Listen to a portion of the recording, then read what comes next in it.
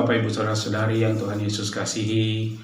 Saya Pendeta David Arthur Hukom dari GPB Jemaat Gamaliel Madiun.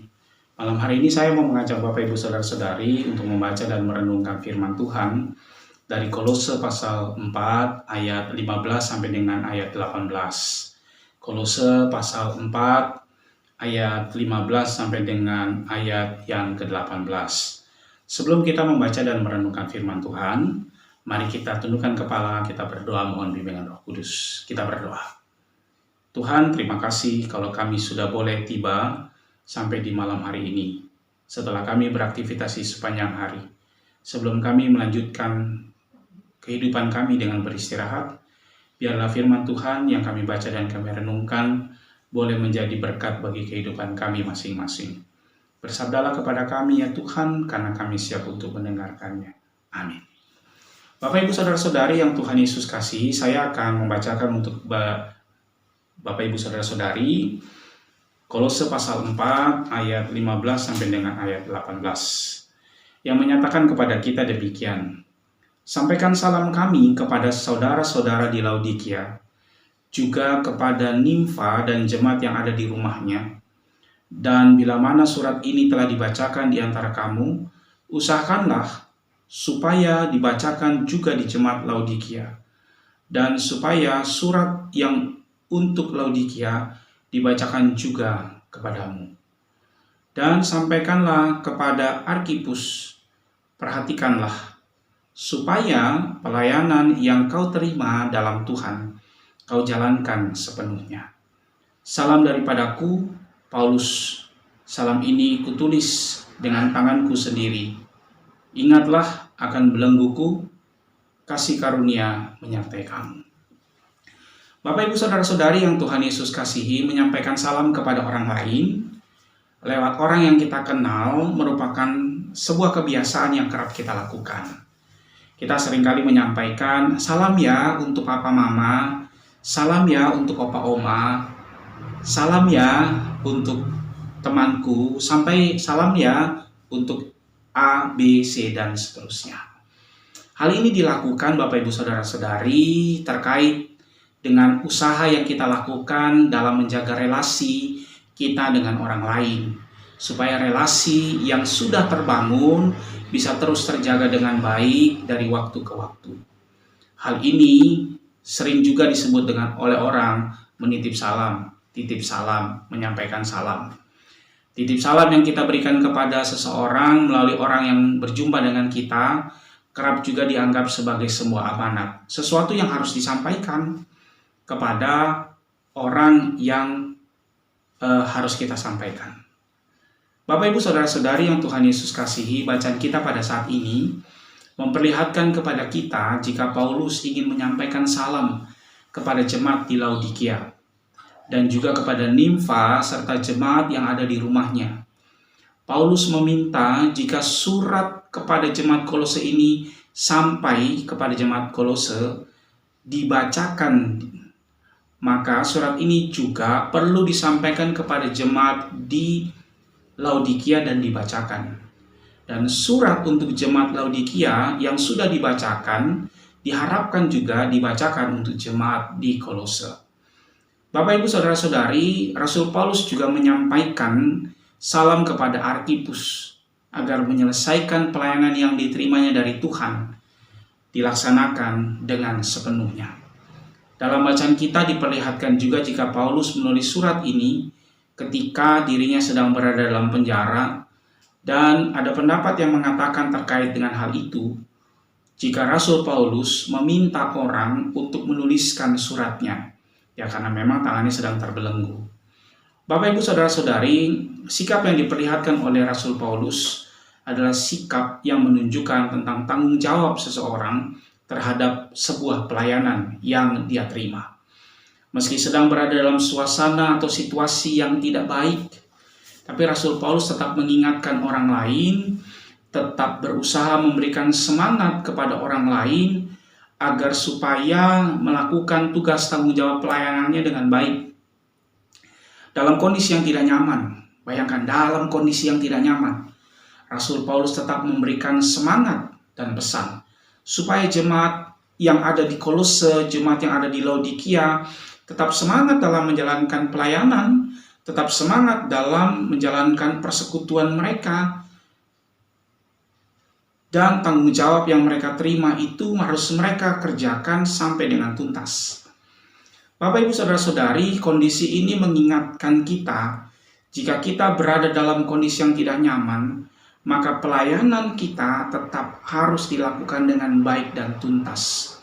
Kondisi yang serba terbatas pada saat ini juga menjadi perhatian bagi kita bersama agar kita tetap melakukan tugas pelayanan dengan baik. Pandemi COVID-19 mengajak kita untuk berpikir lebih keras lagi agar panggilan dan pemutusan gereja dapat terus dilakukan dengan baik. Tidak menjadikan alasan pandemi COVID-19 lalu pelayanan menjadi terhenti karena A, B, C, karena tidak punya teknologi, karena tidak mengerti teknologi, karena ini dan itu dan segala sesuatunya.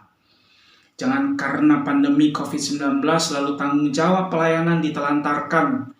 Dan kalaupun misalnya dilakukan hanya sekedarnya saja. Yang penting kami lakukan. Yang penting ada ibadah.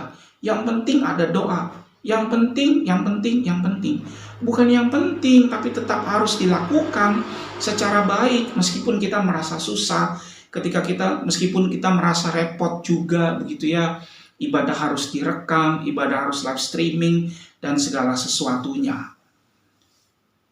Situasi dan kondisi seperti sekarang ini seharusnya menjadi hal yang mendatangkan rasa syukur dalam hidup kita, termasuk dalam pelayanan kita, karena di tengah-tengah pandemi COVID-19, di tengah-tengah kesusahan yang bukan hanya melanda kita, tapi melanda banyak orang, kita masih dimampukan untuk melaksanakan tugas tanggung jawab pelayanan.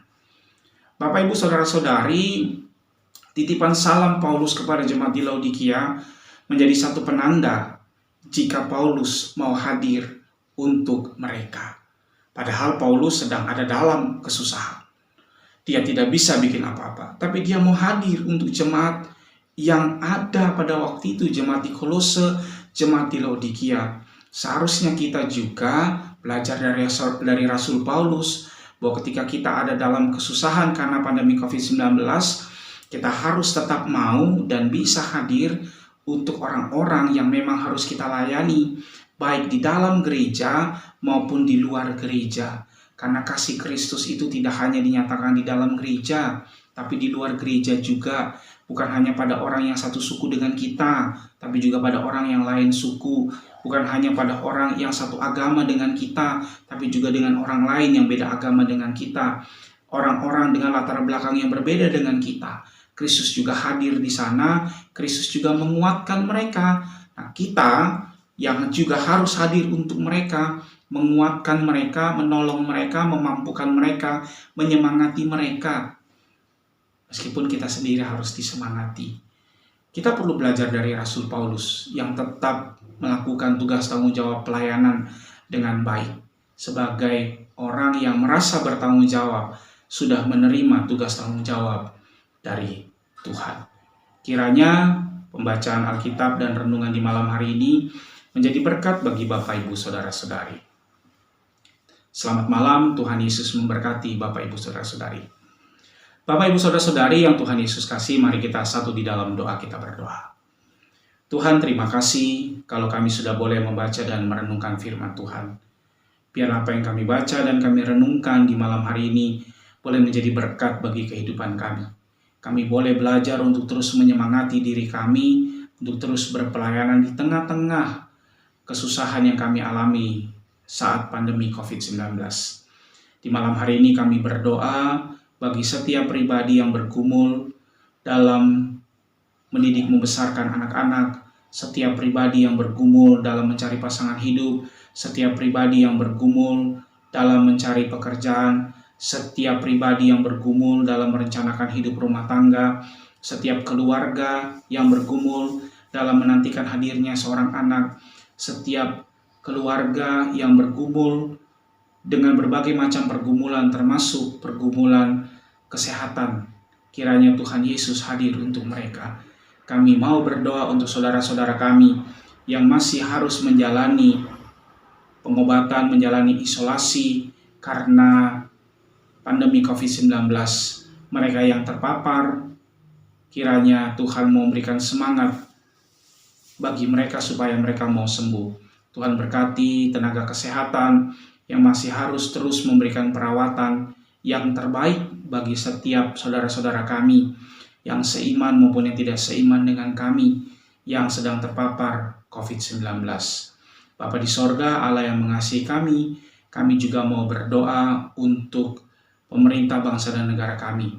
Tuhan berkati para pemimpin kami supaya mereka dapat menjadi seorang pemimpin yang baik, yang memikirkan kehidupan rakyat Indonesia yang mereka pimpin. Dan biarlah lewat kehadiran para pemimpin kami masing-masing, mulai dari presiden, wakil presiden, sampai para pemimpin yang ada di pelosok-pelosok negeri ini, kami boleh hidup dengan situasi yang baik, dan kami terus hidup dalam pengharapan bahwa kami menuju ke arah yang lebih baik. Bapa di sorga, Allah yang mengasihi kami, Tuhan yang senantiasa memberkati bangsa dan negara kami, Tuhan juga yang senantiasa melindungi dan menyertai bangsa dan negara kami. Terima kasih Tuhan Yesus untuk kebaikan dan cinta Tuhan. Dan biarlah ketika kami beristirahat pada malam hari ini, kami boleh beristirahat dalam damai sejahtera, dan biarlah cinta kasih Tuhan boleh menaungi kami sehingga kami boleh bangun pada pagi hari dengan tubuh yang nyaman dan segar. Terima kasih Tuhan, inilah doa dan sembahyang kami yang kami alaskan hanya di dalam nama Tuhan kami Yesus Kristus yang telah mengajarkan kami berdoa.